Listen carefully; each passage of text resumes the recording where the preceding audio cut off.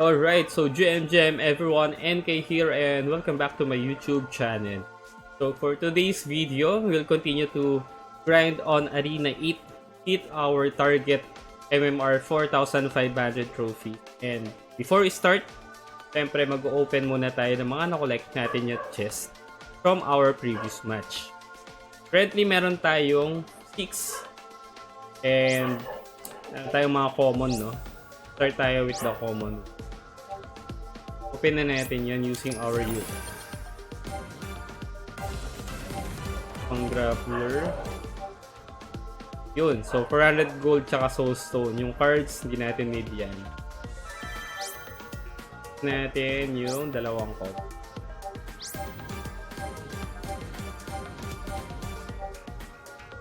Yan. Wala din tayo nakuha sa current team comp natin.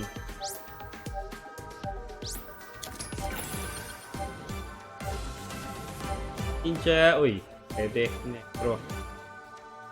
Con, life. Ito, pag inopen kasi to 6 hours. Tas ito, I think 12 hours to pag inopen.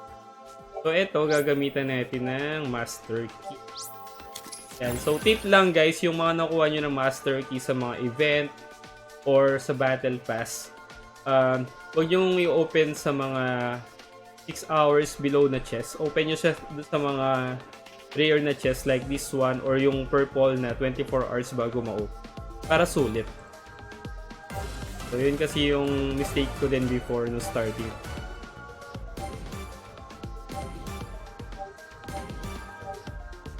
Right, so nakuha tayo ng dalawang pang necromancer and the rest, ito kailangan natin aerial flow for our samurai. Gold, soul stone, spiral glow. Uy, soul drain. Level na.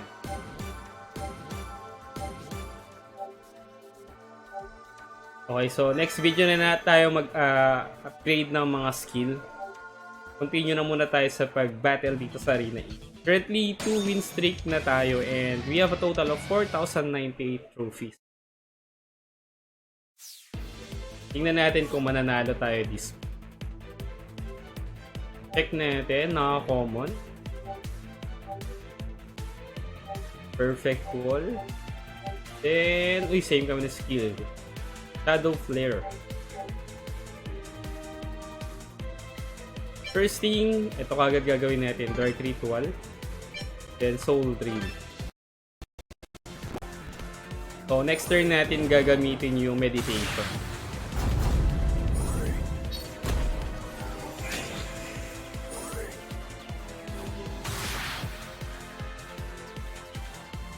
We have a total of 8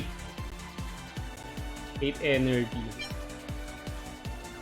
Tron tayo, meditation, and void trusting. So next turn meron ulit tayong plus 2 energy.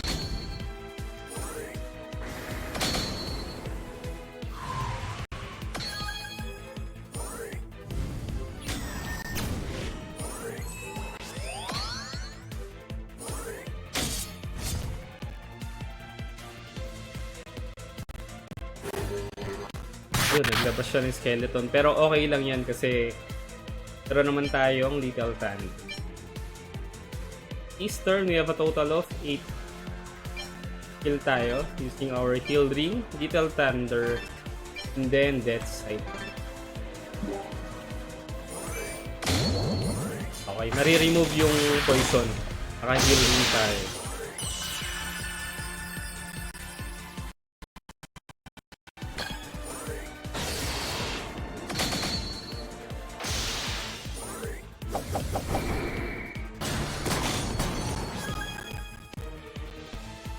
Meron na tayong 275 gauge.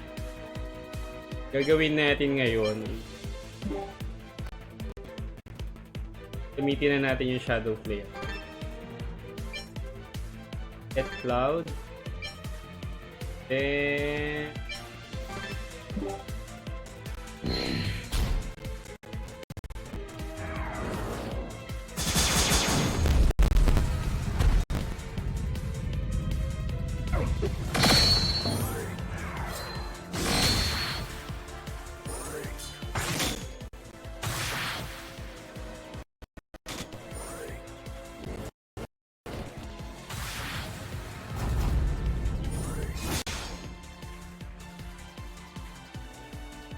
Okay. So, this turn, gagamit lang tayo nitong Soul Ring para mag-heal yung ating Necromancer. Okay, drop na yung Samurai natin. Tapos mag-SS pa yung kanyang... Sa dami.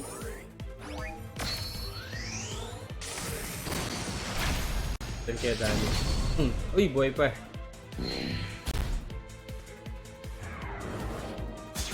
Next turn, patay na tong ano niya.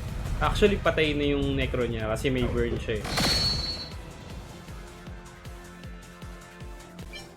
Heal tayo. Then, patayin na natin tong ninja niya.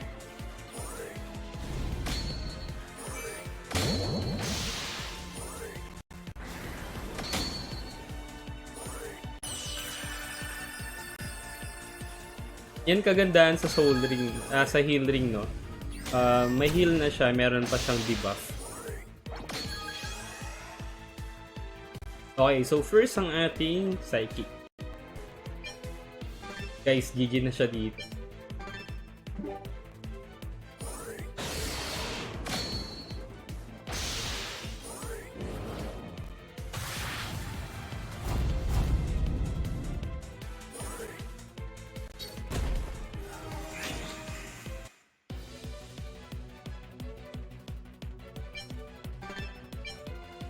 And it's a GG dito sa kalaban natin, Cap.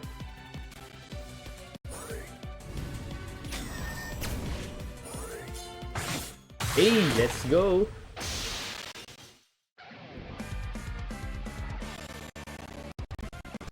Uy, nice one! Plus 10. Saan kaya ang Yukoi yung makuha natin? Plus 2. So, ubos na siguro yung pool, no? Pero all goods pa rin, mga kapatid. Currently, 3 win streak na tayo. And 4,108 na yung ating current trophies. Kulang na lang tayo ng 392.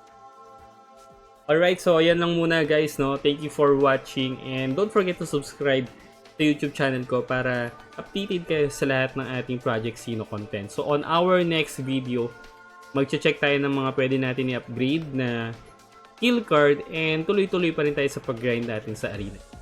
Ayun lang guys, NK here signing out. GG!